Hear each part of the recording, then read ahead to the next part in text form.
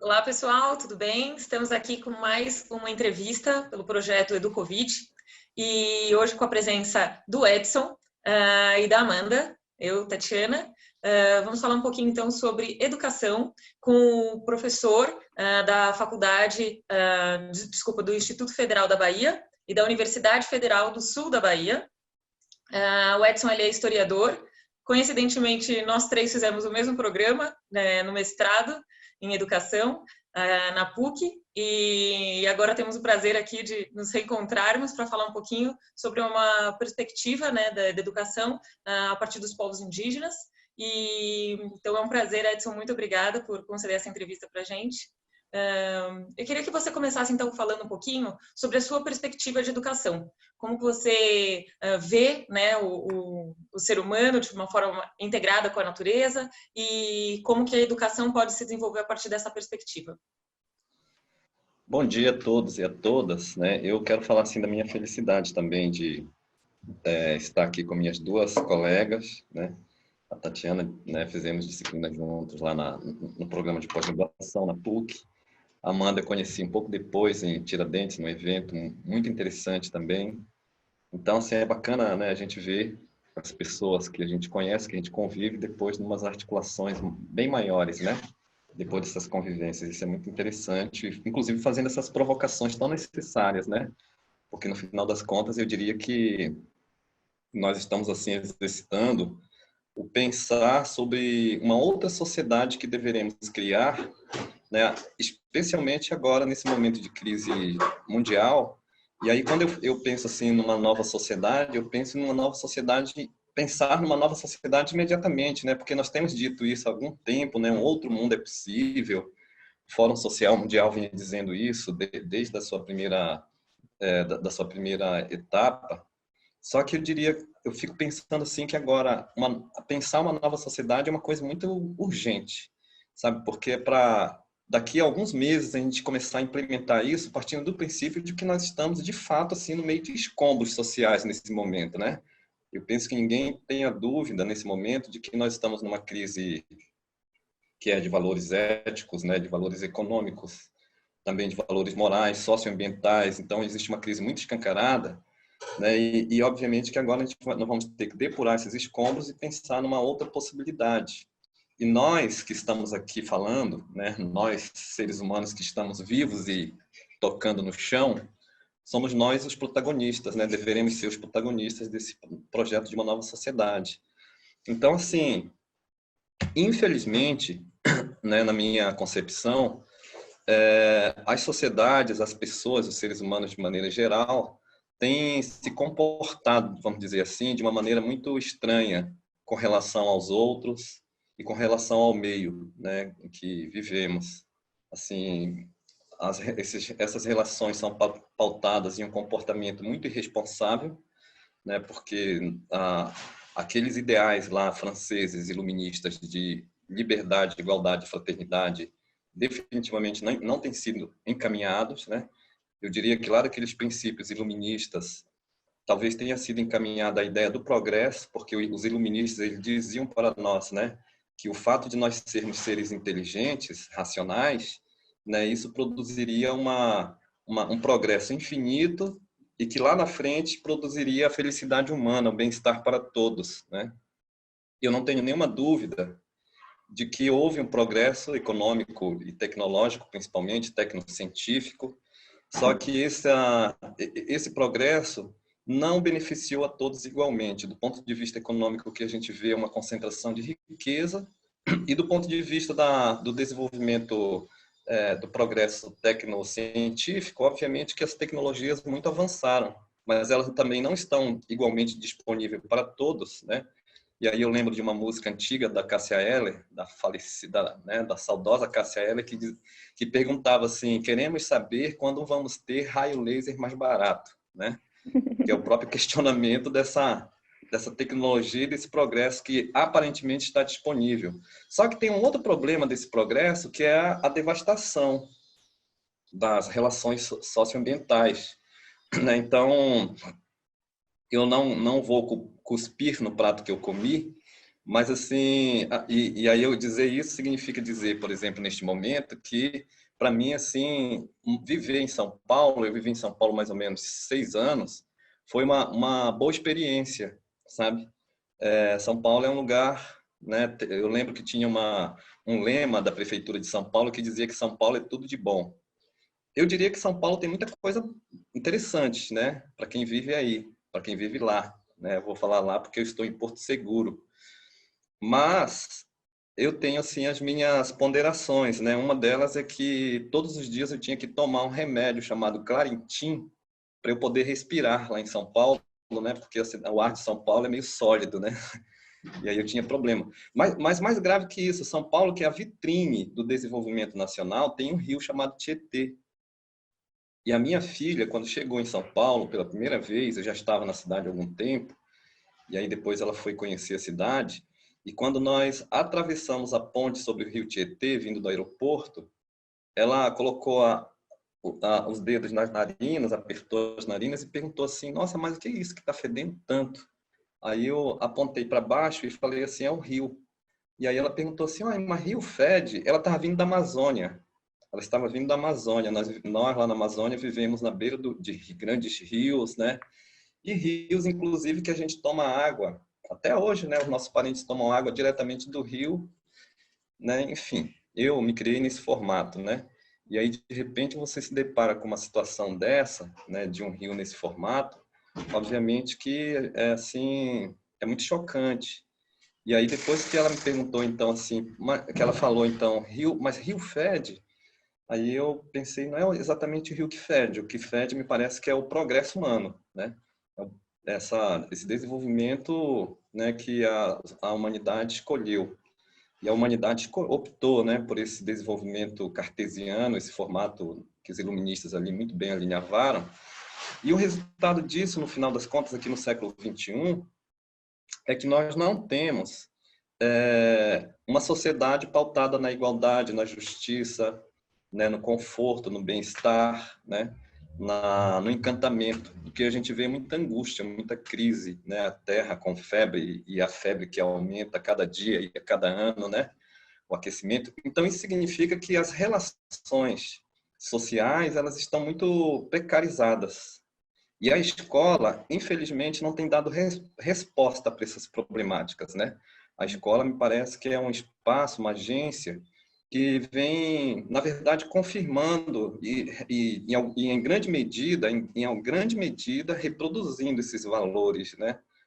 Tão, assim, prejudiciais para a humanidade.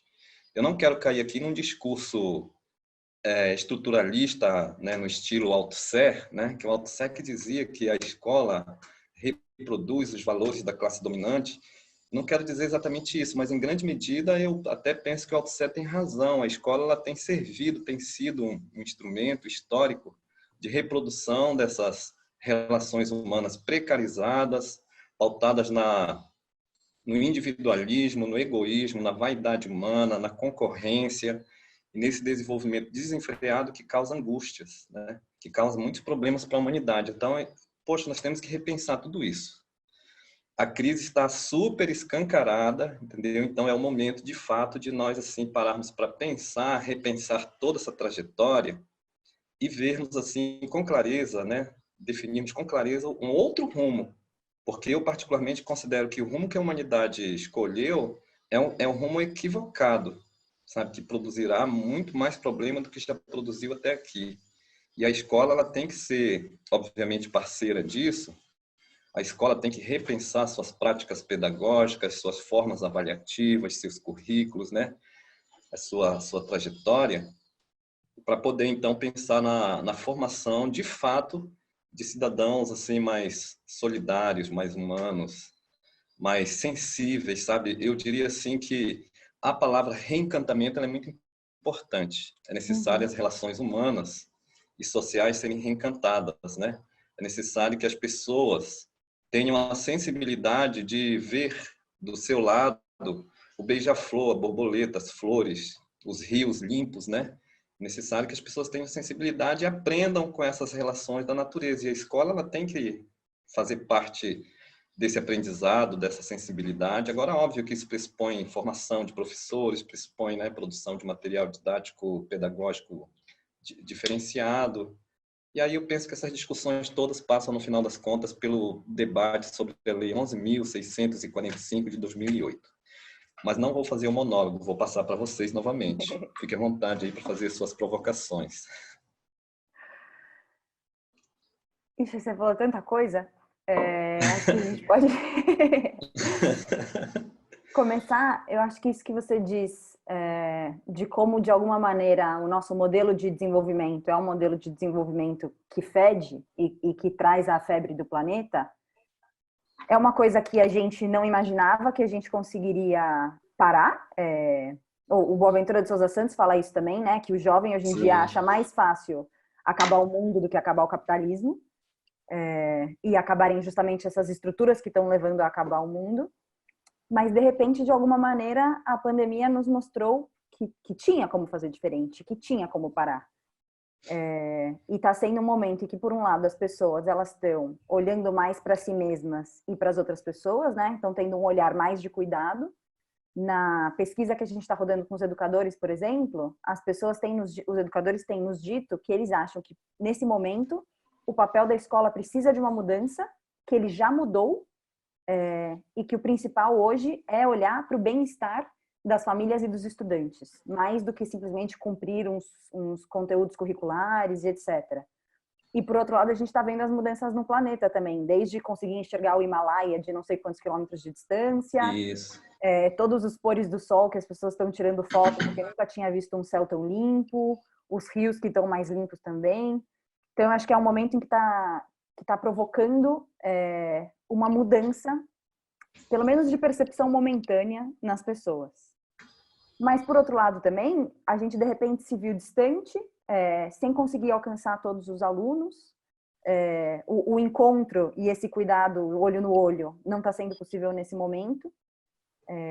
Como que você acha que a gente consegue, a partir de agora, então, mover uma educação que transforma e uma educação que seja significativo a partir desse nosso momento, a partir da distância?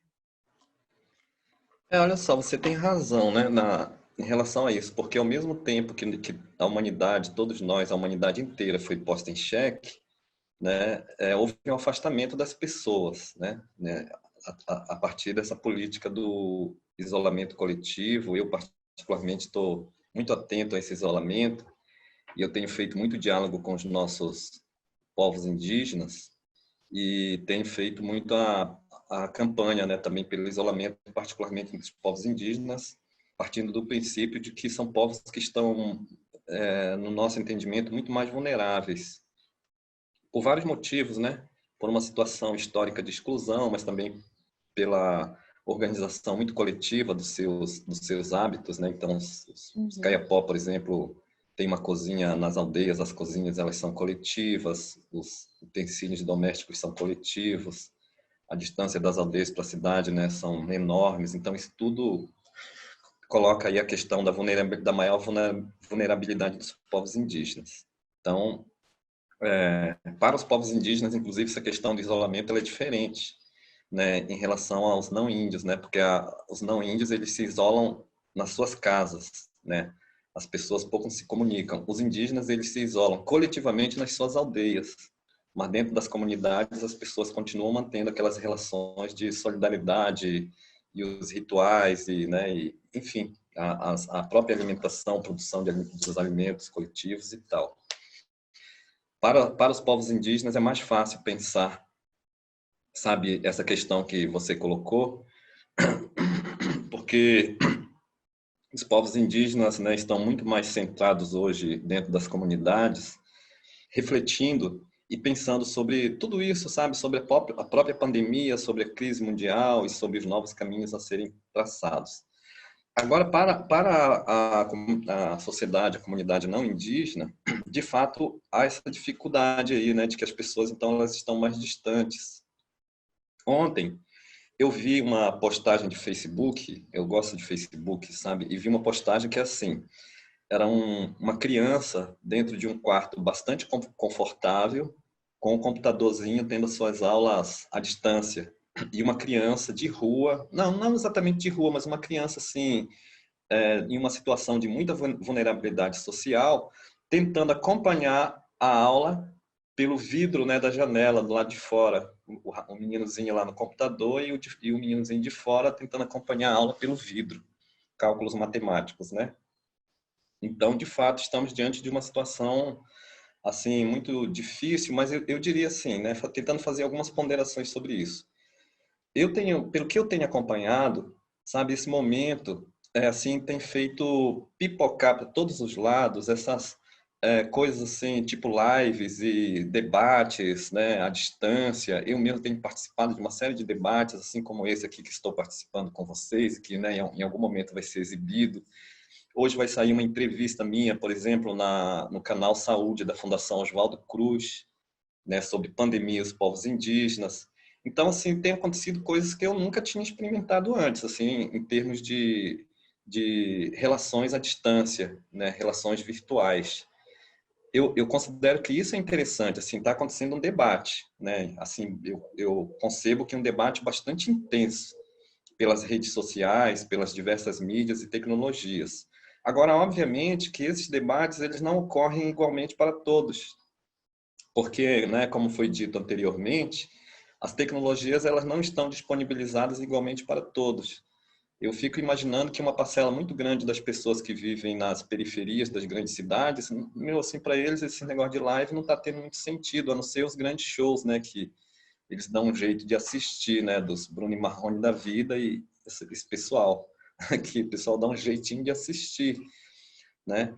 Então esse distanciamento, esse momento de pandemia e esse distanciamento das pessoas dificulta de fato fazermos uma discussão assim sistemática com os diversos grupos sociais, né, das diversas faixas, né, socioeconômicas sobre o novo mundo que poderá e deverá ser construído.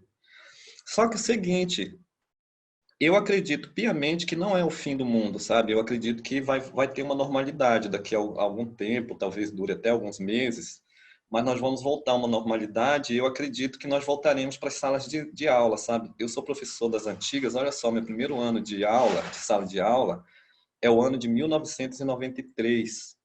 Eu era estudante ainda de História na UFMG. Então, assim, eu não consigo me imaginar fazendo outra coisa que não seja no trabalho docente, né? Adoro, sim, ser professor e professor pesquisador, né? Eu até acho que não é possível ser professor e não pesquisador. O professor que não é pesquisador, eu não sei, eu acho que ele é alguma outra coisa que não educador. Enfim, aí, então, assim, o que eu quero dizer é o seguinte, que essa situação de normalidade vai voltar, as pessoas vão voltar para o espaço escolar, as escolas voltarão a funcionar, e aí eu quero apostar, sabe, eu sou muito otimista, assim, em alguns momentos eu sou depressivo e pessimista, mas no final das contas eu quero apontar uma luz, assim, de otimismo para dizer que eu acredito piamente que neste momento de retorno, meu, não tem como a gente não pensar em tantas coisas, assim, que aconteceram no passado e que foram trágicos para a humanidade, porque afinal de contas nós estamos em xeque, né?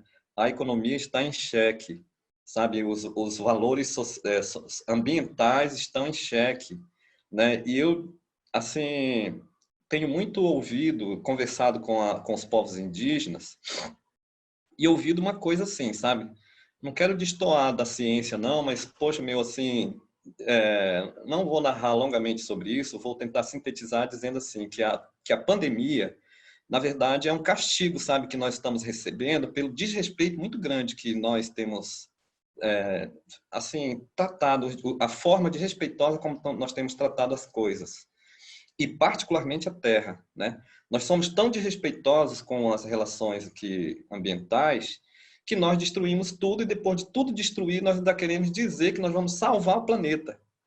Ora, o planeta, meu, sabe, pode dar, a Terra pode dar, por exemplo, nota zero para todos nós que estamos fazendo muita bagunça por aqui e congelar, por exemplo, por 1000 anos, que eu diria que se fosse tempo suficiente para exterminar tudo, e depois ela poderia descongelar e, quem sabe, voltar uma outra coisa mais amena, né? Porque, poxa, meu, isso que está aqui está demais zoado, né? Como a gente fala assim na linguagem da rapaziada e da moçada. Mas vejam só, eu não tenho nenhuma dúvida de que a nossa função, entendeu, de professores intelectuais orgânicos é a de voltar pós-pandemia e provocar com muita intensidade esses debates e forçar a barra para que os debates sejam feitos, né, para quem, se eventualmente existe alguém que não tenha a ficha caída, né, que não tenha caído a ficha a respeito de tanta coisa que está aí exposta às problemáticas que são resultantes das nossas ações no planeta, sabe? Se alguém ainda não tem clareza sobre isso, a gente vai ter que abrir, né, esse espaço para o debate para colocar as coisas com muita clareza. E a partir daí nós produzirmos um novo projeto, projetarmos uma nova sociedade, que é essa sociedade, né, da solidariedade. Eu diria assim que seja a sociedade da efetivação dos ideais lá do iluminismo, sabe? Porque eu sou crítico, né, de muita coisa que os iluministas fizeram e promoveram, sabe? Mas eu não sou crítico dos ideais que eles defenderam, porque eu diria que esses ideais eles não foram efetivados e é nosso dever fazê-los ser efetivados. Liberdade, igualdade e fraternidade é o que nós estamos buscando até hoje, né? E que muitas revoluções pelo mundo foram feitas, inclusive com rótulo de socialismo, de comunismo, e que definitivamente também não promoveram. Então, nós estamos assim na iminência de um fim, sabe? Assim, o parente Yanomami, Davi Kopenawa, escreveu um livro intitulado A Queda do Céu. Tem pouco tempo, sabe? A Queda do Céu tem pouco tempo que ele escreveu e ele escrevia exatamente isso, assim, desse abuso humano no planeta, né, das relações socioambientais no planeta, e o que poderia vir como consequência disso, assim, algo muito grave, sabe? Aí a gente fica pensando, poxa, será que o Davi Kopenawa é um profeta, né? Não, profeta ele não é, mas com certeza ele é um curandeiro. E ele estava dando a dica, olha, gente, a gente está muito próximo disso aí, entendeu? E pouquíssimo tempo antes da pandemia mesmo estourar, o parente Ailton Krenak, que é uma grande liderança indígena nacional, lançou um livro chamado Ideias para Adiar o Fim do Mundo. Olha só o título do livro, hein? Ideias para Adiar o Fim do Mundo. E aí ele estava exatamente denunciando, sabe, o desrespeito absurdo né, dos seres humanos e dos grupos humanos no planeta, e a necessidade de nós revermos essa prática. E aí o Ailton Krenak dizia assim, olha, é necessário, por exemplo, dialogar com os povos indígenas para a gente repensarmos tudo. Aí eu diria assim, sabe, tentando avançar um pouco na resposta e parar de falar um pouco, que esse construir de uma nova sociedade, que vai ser retomado especialmente pós-pandemia e quando nós voltarmos às nossas atividades normais, eu, como indígena, como liderança indígena, como intelectual orgânico indígena, eu diria que é necessário, inclusive, o diálogo das escolas com os saberes indígenas. Sabe? Porque, poxa, meus indígenas têm muito a ensinar para a humanidade sobre como fazer as coisas funcionarem tranquilamente, assim, em termos de respeito, de solidariedade, em termos de liberdade, de relações democráticas, relações tranquilas com mulheres, com crianças, com idosos, né? Que, afinal de contas, olha só, uma das grandes lições que eu aprendi com os Guarani é que crianças e anciões são assim sagrados, são seres sagrados, sabe? Assim, para os Guarani isso é muito claro, assim, sabe? Os mais velhos, a gente não pode questionar os sábios, porque eles são as nossas bibliotecas vivas, são os nossos ensinadores. E as crianças são tipo anjos, sabe? Porque a criança tem uma sensibilidade, né, de conversar com a formiga, com a gafanhoto, com a borboleta, com o passarinho, com as flores e com as plantas, uma sensibilidade muito grande que nós, seres humanos, à medida que vamos nos tornando adultos, nós também nos tornamos, sabe, aborrecidos e vamos perdendo essa sensibilidade. E aí a gente vai adotando aquele critério lá iluminista de que nós somos seres superiores e temos poder e dever de dominar todas as outras forças que estão ao nosso redor. É isso, viu? Então, eu diria que o desafio está posto e que eu não acho que não seja positivo esses debates que estão, sabe, acontecendo, chuvas de lives e de tantos debates desse tipo, eu acho fundamental, mas no momento que nós voltarmos para as nossas atividades mesmo normais, digamos assim, é que vai ser o grande momento de nós fazermos a diferença e fazermos acontecer uma nova sociedade. Ponto.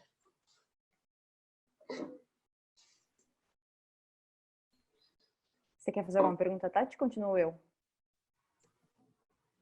Eu fiquei muito interessada nessa visão mesmo, né, de mundo, de que, de alguma maneira, a sociedade se desenvolveu colocando o homem no centro, como se a vida Isso. estivesse para servir-nos, né? É.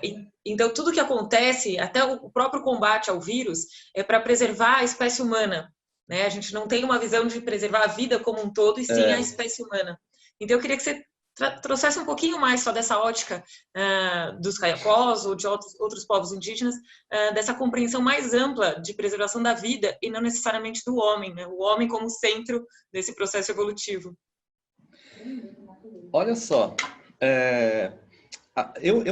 nesses diálogos com os povos indígenas, eu aprendi a desmontar, né? É uma coisa tão aparentemente óbvia, sabe? Mas assim, as pessoas não enxergam e nem eu enxergava. Por exemplo, a palavra desenvolvimento, né? Você faz um desmonte dessa palavra, você vai ter o prefixo des e o restante a palavra envolvimento, né? Então, des, né, é um prefixo de negação. Então, o desenvolvimento é o não envolvimento. É o não envolvimento, né? Aí eu aprendi, sabe, com o tempo eu fui assim, ouvindo as conversas e dialogando com os povos indígenas e aprendi que, de fato, nós, povos indígenas, não queremos desenvolvimento. O que nós queremos é o envolvimento, manter relações de envolvimento.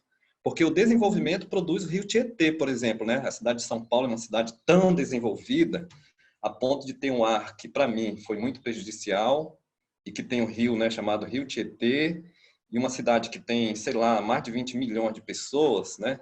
E que as pessoas não se enxergam, elas parecem que são invisíveis, não existe relação de solidariedade, né, entre as pessoas.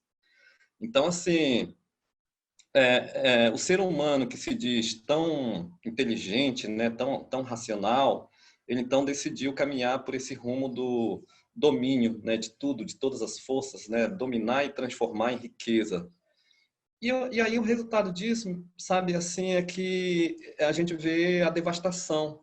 Então, a Amazônia desenvolvida é a Amazônia onde está a madeireira, é a Amazônia onde está a mineradora, é a Amazônia onde estão as grandes extensões de soja.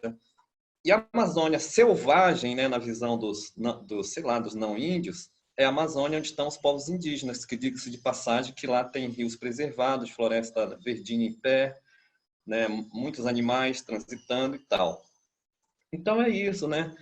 Assim, eu penso que aprender com as forças da natureza é uma lição que os povos indígenas podem nos ensinar. E aprender no ritmo das forças da natureza significa respeitar os nossos limites, principalmente, sabe? Os nossos limites, porque tem assim umas coisas, né? Que eu vou colocar, olha só.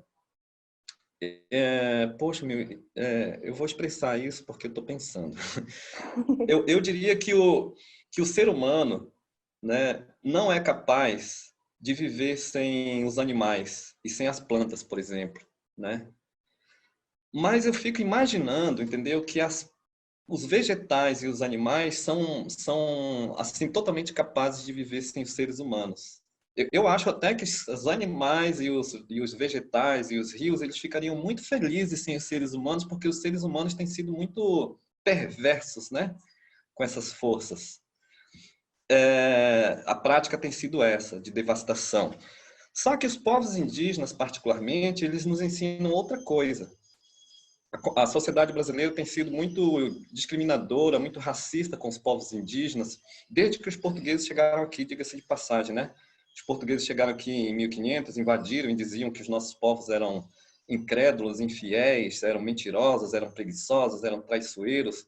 O Pero Magalhães Gândavo, né, que era um funcionário da coroa portuguesa, escreveu um livro ali na primeira metade do século XVI, um livro chamado Tratado da Terra Brasil, onde ele teorizou o seguinte: ele transitando entre os indígenas no litoral, ele percebeu que os povos não falavam as letras F, L e R.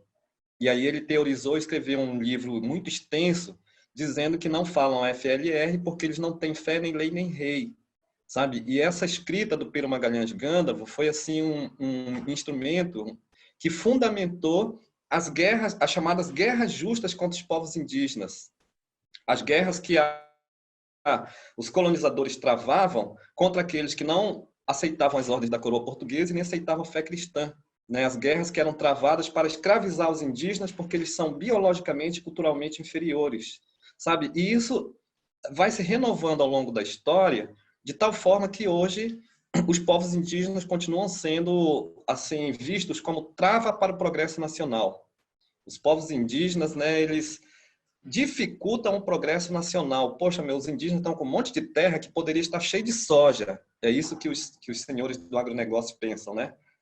Só que aí os povos indígenas estão dando a lição, dizendo, gente, olha, mas a gente precisa preservar isso para a humanidade, para nós, para o fortalecimento das nossas tradições, das nossas línguas, das nossas memórias, das nossas histórias, das nossas ciências, mas nós temos que preservar para a humanidade. E a humanidade deveria estar agradecendo os povos indígenas, sabe? E esse formato de comportamento dos povos indígenas é aprendido na relação com o meio, sabe? Nós, povos indígenas, aí, né, eu vou incorporar bem essa figura, né, do ser indígena, nós o tempo todo assim estamos fazendo, digamos, apologia às forças da natureza, né? Então, o uso, por exemplo, do cocar, né, que são penas de aves diversas, elas significam exatamente isso. Olha, poxa, minhas aves, elas são tão sábias, sabe, que nós queremos pegar um pouco dessa energia delas, sabe? E aí nós usamos o cocar, nós usamos colares, nós usamos sementes nos nossos colares, né, sementes diversas que têm a ver com a força da natureza em nós. Né? Enfim, né? As danças representam, em grande medida, movimentos da natureza, os cantos, o próprio maracá, né? A gente costuma dizer, né? E nós aprendemos que o ruído do maracá é o ruído do som de criação da vida no planeta, e por aí vai. Então, assim, a humanidade tem que aprender essas relações de íntimo respeito, né? De respeito muito grande, de íntima relação com as forças da natureza, com as forças que nos rodeiam, para a gente assim viver mais tranquilamente, né? Com o meio que nos rodeia, mas também com entre nós, seres humanos, né? Relação de respeito entre nós. Enfim, fique à vontade. Passa a palavra. Eu não queria fazer uma pergunta, mas só uma consideração que eu acho que você trouxe esse aspecto histórico, né, de como que os portugueses interpretaram com a produção de conhecimento gerada a partir deste encontro e como que esse discurso também gera práticas. Então, eu acho que é uma consideração muito relevante que você traz, porque também o que a gente está vivendo agora, a forma que a gente está justificando algumas práticas, o que a gente está construindo durante essa quarentena e que a gente vai levar depois, é decisivo. Então, também é um lugar de combate, também é um lugar de disputas, do que estamos fazendo, por que estamos fazendo e para onde estamos indo. Então, eu acho que é um caso muito emblemático, né, essa construção de discurso dos povos portugueses diante dos povos indígenas, e agora a gente vive algo semelhante também quando a gente vai lidar, por exemplo, com qual educação a gente quer, o que estamos construindo aqui, quais práticas a gente está desenvolvendo, inclusive durante a quarentena. Era só um comentário, eu coloco de uma palavra para a Amanda, se ela tem mais perguntas. Eu acho bem bacana esse teu comentário, porque a Amanda fez uma pergunta agora que me desequilibrou um pouco, porque eu não tinha pensado ainda nessa questão assim, né, que a Amanda colocou. Olha, esse momento que era um momento de construção, existe uma dificultação, uma dificuldade que é o distanciamento, né? Aí eu fiquei pensando, pô, de fato, entendeu? E tem um agravante nisso que tem a ver com o fato de que muitas pessoas estão excluídas do uso dessas tecnologias. Mas aí você traz um elemento muito interessante, entendeu? Que esses debates que estão acontecendo, né, à distância, eles são muito importantes para nós criarmos discursos sei lá, e metodologias para atuarmos nas transformações. Corretíssimo, eu assino embaixo aí. Passa a palavra. Eu vou fazer uma pergunta talvez excessivamente concreta. Mas eu acho que você traz uma coisa que eu pessoalmente acho muito bonita e acho que é o caminho, que é discutir essa falta de encantamento com o mundo, das nossas estruturas e do nosso modelo de desenvolvimento, E de como a chave disso está, por exemplo, na palavra do próprio desenvolvimento, né? Talvez o caminho não seja o desenvolvimento, e sim o reenvolvimento e o reencontrar. E justo agora a gente vai ter esse momento do reencontrar, a possibilidade do reencontro e do reenvolvimento entre pessoas, do reenvolvimento das pessoas com o território.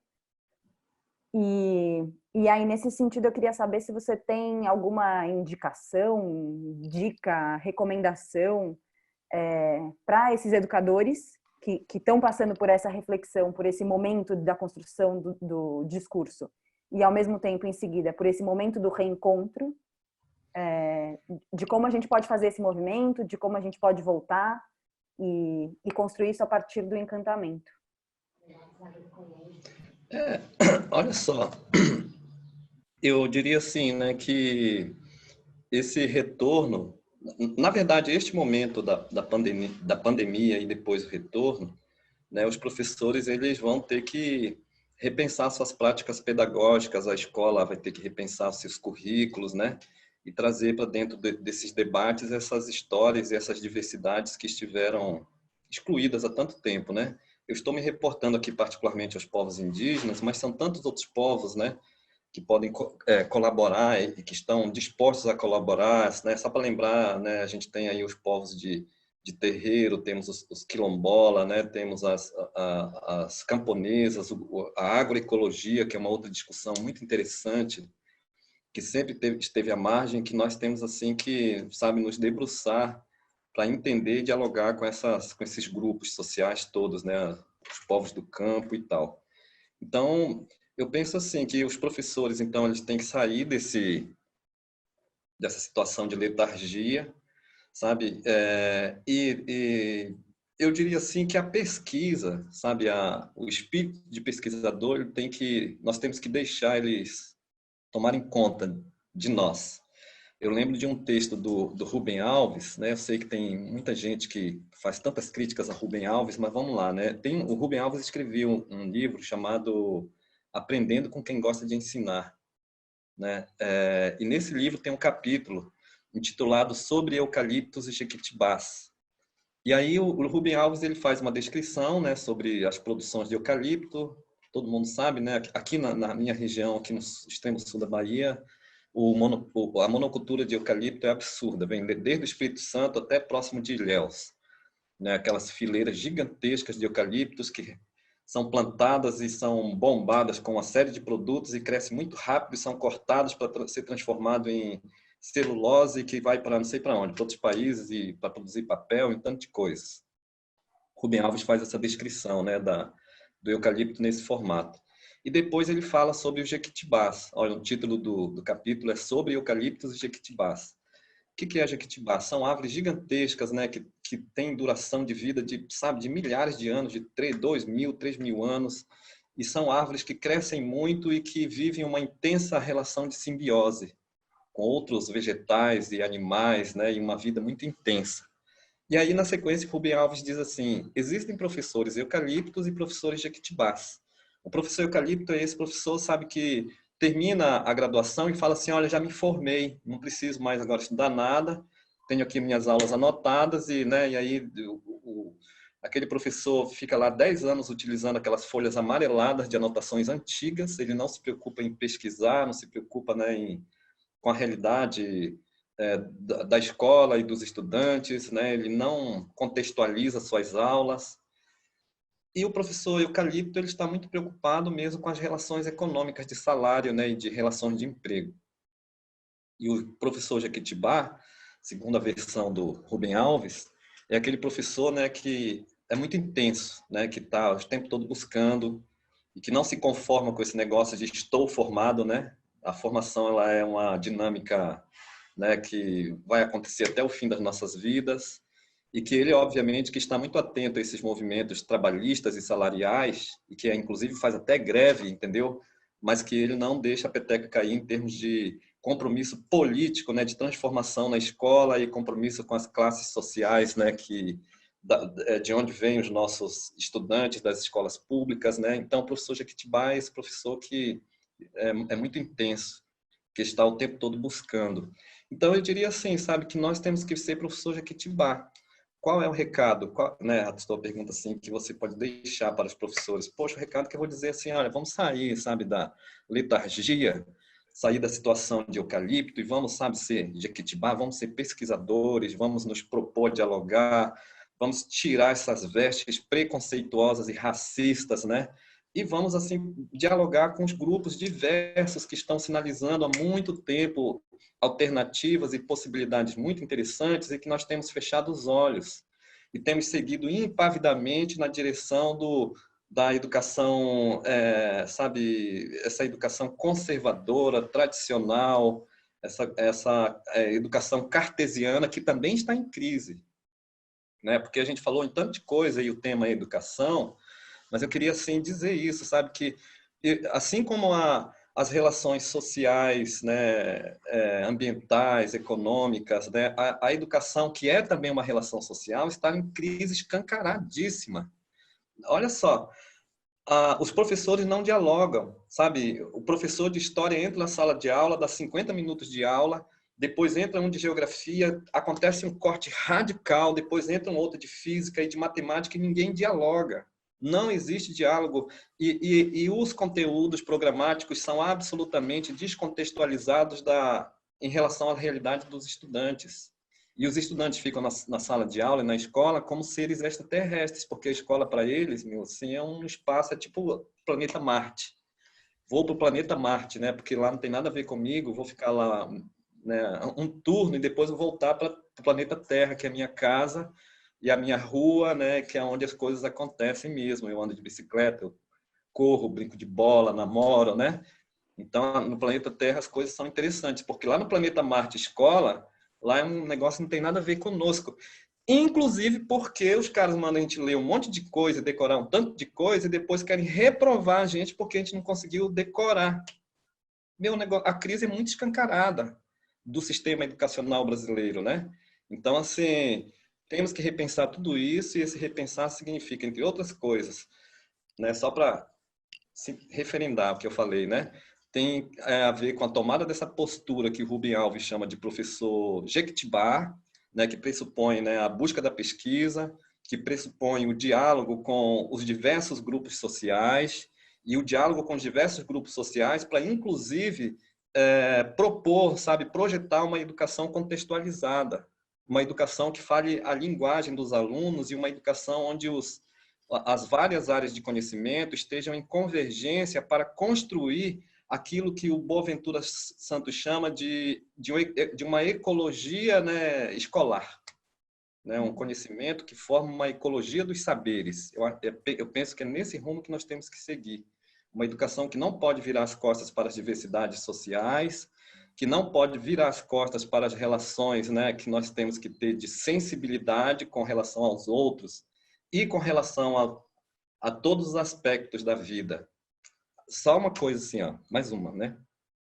O Fernando Pessoa escreveu um poema que eu não lembro muito bem o nome, sabe? Mas é um poema lindíssimo e longo. É um livro, né, na verdade, em forma de poema. É o Alberto Caeiro, né? Pseudônimo, Alberto Caeiro, do Fernando Pessoa. Então, o poema, ele é longo, mas tem uma parte que eu não vou recitar exatamente, porque eu nem também decorei, mas é mais ou menos assim. Não acredito em Deus porque nunca o vi. Se ele quisesse que eu acreditasse nele, ele apareceria na porta do meu quarto e diria: eis-me aqui. Mas se Deus é as flores, os montes, o luar e o sol, então eu acredito nele. Eu acredito nele e minha vida é uma oração e uma missa com os olhos e pelos ouvidos. Mas se Deus é as flores, os montes, o luar e o sol, por que vou chamá-lo Deus? Vou chamá-lo flores, montes, luar e sol. Porque se ele se fez como sendo flores, montes, luar e sol, é porque ele quer que eu conheça como sendo flores, montes, luar e sol. E aí ele prossegue longamente, em forma parecendo um mantra, para dizer isso, né? Que, poxa, as forças da natureza, as forças que nos rodeiam, estão o tempo todo dando os recados.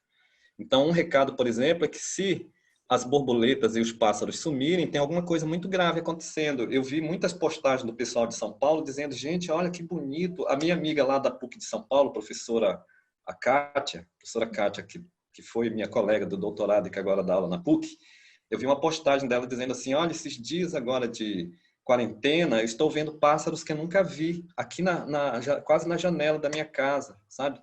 Então, sabe, isso tudo é sinal, né? Por que que eles estão voltando? Aí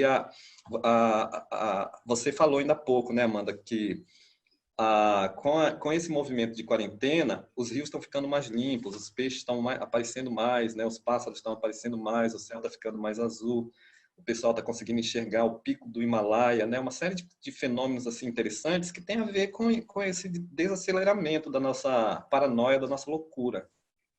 Enfim, tá? Vou parar. Edson, eu gostaria de agradecer muito por suas provocações, reflexões, pelo seu repertório. Eu acho que foram ótimas contribuições para a gente. Eu gosto de falar que a gente está no inverno coletivo, né? Estamos todos agora, né, vivendo algo mais interior, voltando para dentro, voltando para as nossas raízes.